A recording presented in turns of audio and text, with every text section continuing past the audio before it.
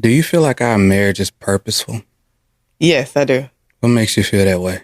Because we have a shared vision on what we want our life to look like, what we want our future to look like, who we want to be in the future. Like we have future paced so many things for what we want, and we talk about it constantly. Yeah, we do. Constantly. Yeah. Like from like the small things, like fitness, like how we want to look, how we want to present ourselves to the world, to like big things like traveling, and also like bigger things like impact. So we talk about this stuff all the time. Literally. Yes. I ask because I feel like so many couples, one of the reasons why they struggle a bit is because their marriage isn't purposeful. And I feel like giving that a little bit more context, it doesn't mean that it has to be like some huge thing. Like it doesn't have to be some massive change the world type thing, but purposeful enough, to where it means enough to the two people in a marriage, and that is big enough to where it can continue to push them to be better and to grow more and to deepen their connection as they're progressing through their marriage and doing life together. I agree. Baby, do like this, because you got, when we kissed, my lip gloss is like all up there. Oh, okay. Yeah. Cool. Yeah, okay, there we go. Yep, we fixed that. We're going to keep rolling. Anyway, but yeah, like that's how I be feeling though. You know what I mean? Because our marriage has been a hell of a journey for one. Yes. Like we've been through so many different things, but regardless of what we've gone through, we've always been chasing something together. Yeah. Be it something that we visualized in the future or even who it is that we ultimately want to become. No matter if it was like our career in the military, we was always, like future pacing what we were chasing and who we wanted to be, the impact we wanted to make in the military, how we were going to support each other in doing and pursuing that journey. All of that stuff. Like we've always been able to be present and in the moment, but also realizing that we've also had to be able to just support each other in the progression of what our marriage was becoming. And I feel like that's done a lot for us. Yeah, I think to kind of dial it back a bit, I think it's very easy for us to look at our marriage now with the mindset that we have now, and it looked like everything was like strategic and it was so expansive from the beginning. Like it's easy to look at it from us now. Yeah. When in the years ago, that wasn't what it was. Absolutely. So I think it's very important to also make sure we're kind of like dialing it back and saying, okay, even in these moments, like, yeah, we had small goals we were pursuing. Like the impact that we want to make now was not the impact that we wanted to make before. Like we had different dreams, though we both were willing to support each other through those things. Yeah. Like, and they were big to us then. They were big to us then, but like now it's like even bigger. So I think like sometimes we get lost in the who we are right now. And it's like, no, it wasn't as big back then, but it was still impactful in a way. Does that make sense? Yeah, because the thing about it is, it was still big and impactful and meaningful and all of those things based off of who we were at the time. Like, come on now, we were 21 when we got married. Yeah. So our ideas of big in that small life experience that we've had up to that point, like it seemed like a huge deal. Yeah. Like we didn't just want to be casual about who we were in the military and all of these things. And we also didn't know that the pursuit of what you were doing in school and how we were trying to grow in our careers and stuff like that, it doesn't seem as big to us now because of what we're chasing. But back then, they were huge deals. But we also were very intentional about including each other. Shoot, I remember even when I was considering going, warrant in the Army and doing all of these things, like when I started taking college classes, you would be up trying to help me with my math and stuff. Oh my God. I had to learn math to help you with your stuff. Right. Yeah. And like putting packets together and doing all of these different things, just trying to advance ourselves. When I pursued being a personal trainer at one point, and you would let me test like little circuits on you and stuff. Like there was so many different things that were big to us back then that we would probably look at as small now. but we still had that same mentality of including each other, chasing them down together, and just being a part of each other's journey. Now that never wavered. Right. Like as far as that, like the inclusion, that never wavered at all.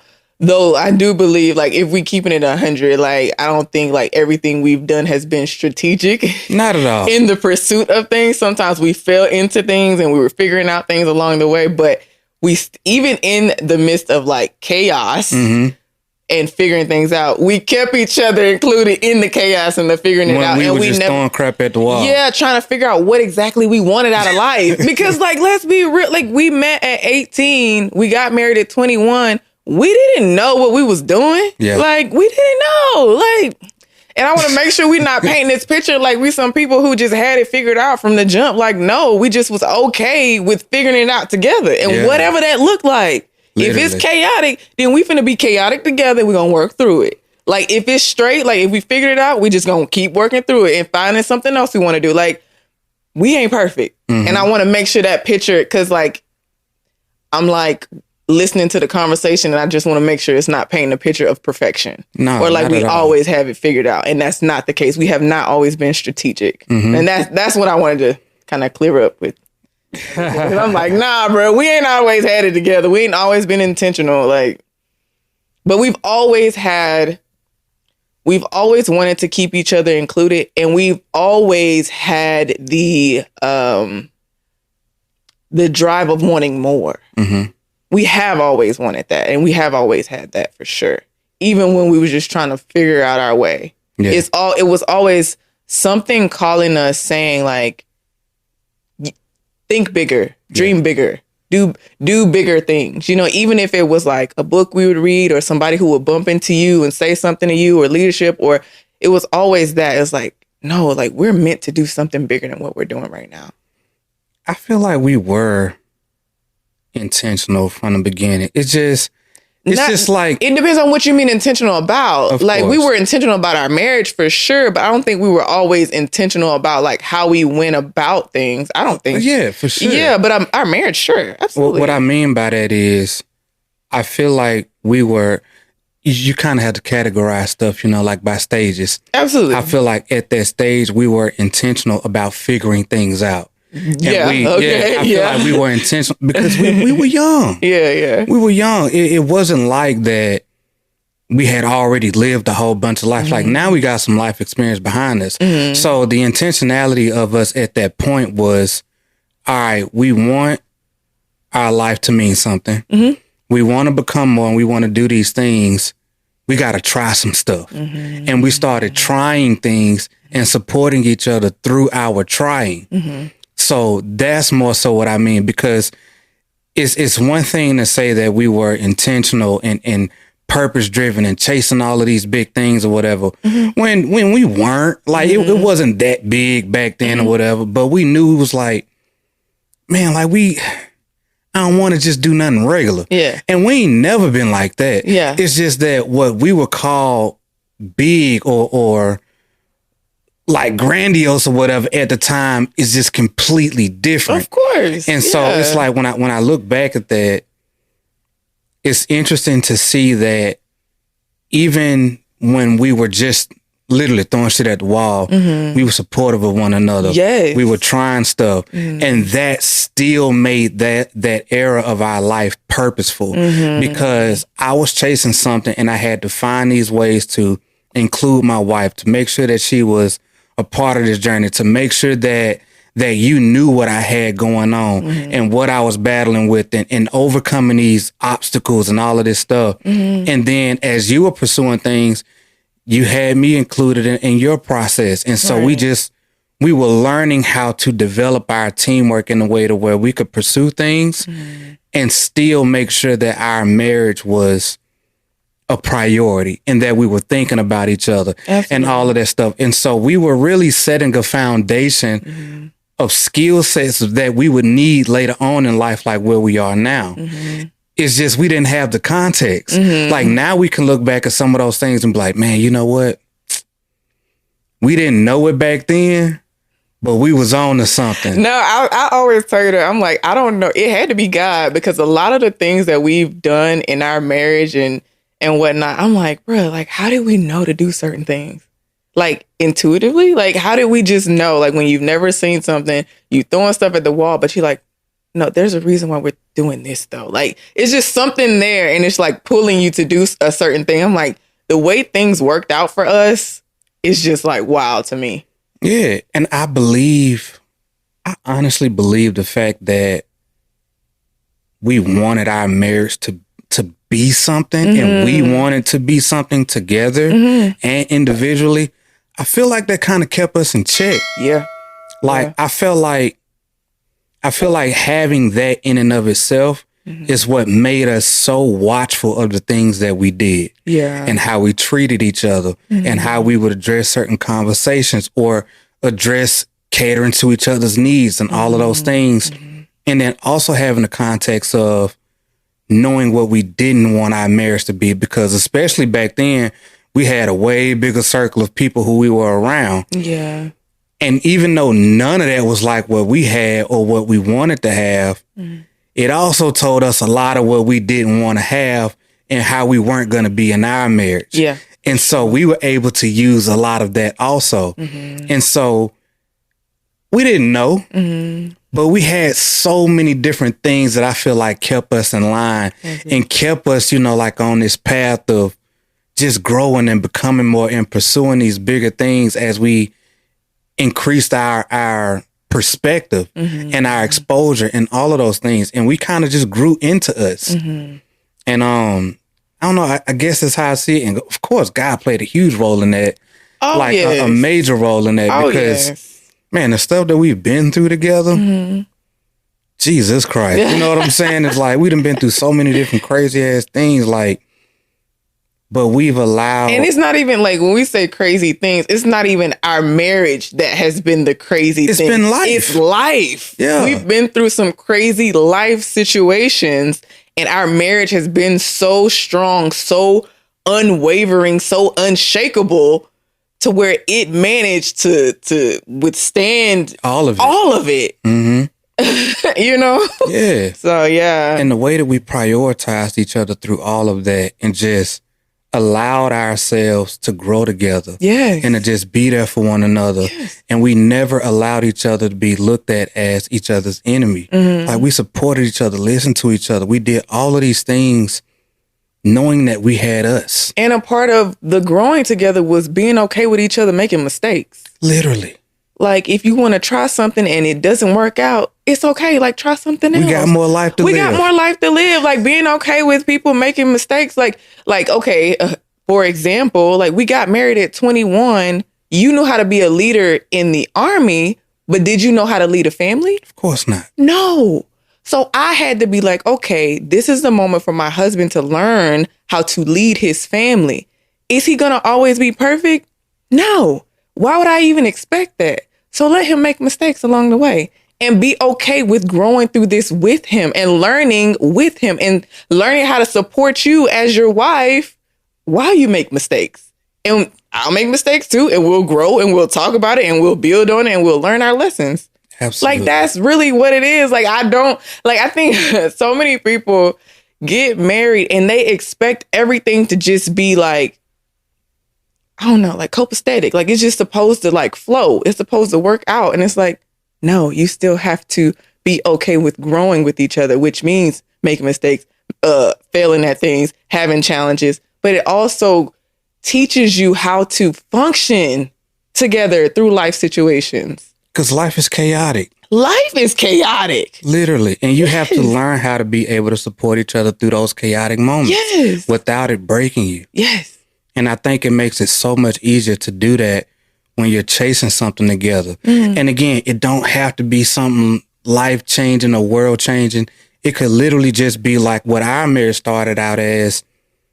I just knew that you made me want to be a better person. And that was enough. That was purposeful enough for me. Right. That was it. Yeah. What that better version of me would ultimately become, I don't know. I don't know, but I knew that whatever I was going to be going after, chasing in life, I was going to be great at whatever that was, or I was going to give it my all just because of who I had in my life and who I was doing life with. Right. That was enough. Right. And then as we created the path of what we wanted to go down and started figuring things out and trying stuff, the world started to open itself up to us as we got more clarity in doing things. Like even now, like, bro, we been together almost 11 years at this point, and it feels like we're just now getting clarity on what we really want life to be like. Right. And we 32 now. Like, and it's like, bro, we just got it. Yeah. We just got it. Like it really clicked. In. Like it's really clicking it's now. Like, okay, this is the life mission. Almost 11 years in, and it took us that long to figure it out. Because we made a lot of mistakes along the way. And we tried a lot of stuff. We failed a lot. We tried a lot of different things to even get to this point. Yeah, and we became so many different versions of each other. Yes. And we also figured out a lot about what actually mattered to us, what our standards and our values were, and the things that we wanted to talk about and share, and what actually meant a lot to us, so that way we could say, you know what?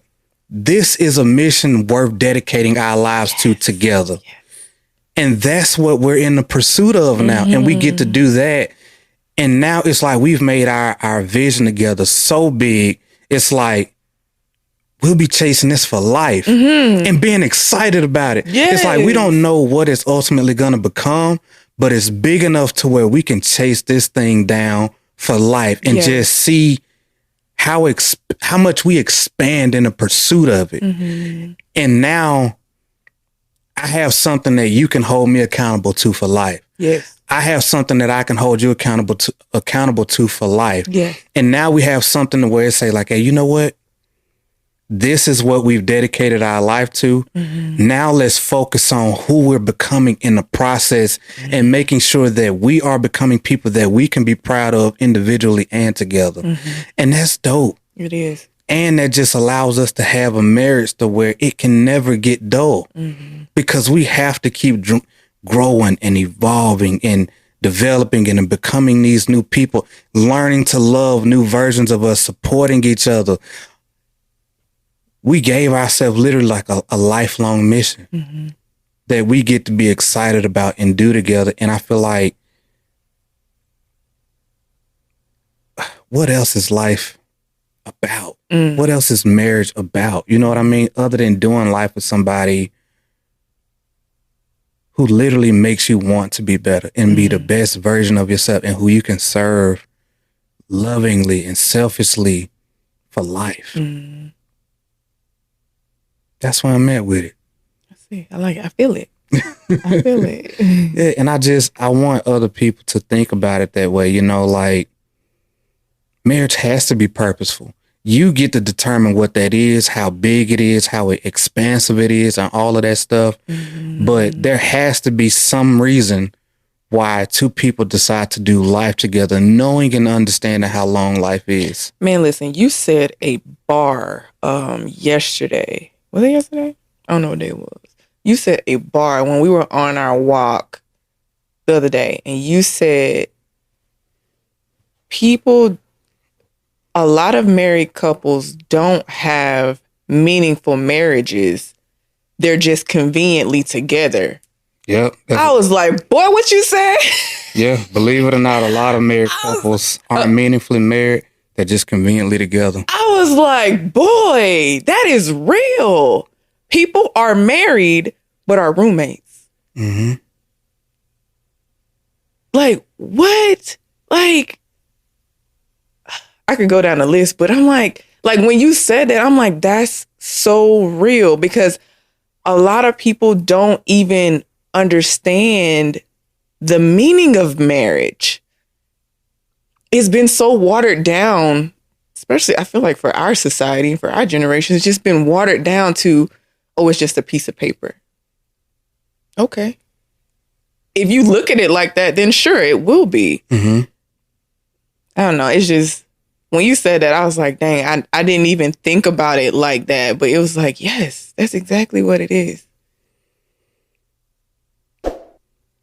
When you think about it, a lot of people can be married and be married for so long to where it's literally just beneficial being together because so much of your lives have become intertwined. And it would be way more complicated to unravel and untwist all of that than to just leave it be. Right. And that's where the complacency sets in. Got it. People are so, the finances are mixed. They got the kids. They got, household and life stuff. Their friends are each other's friends.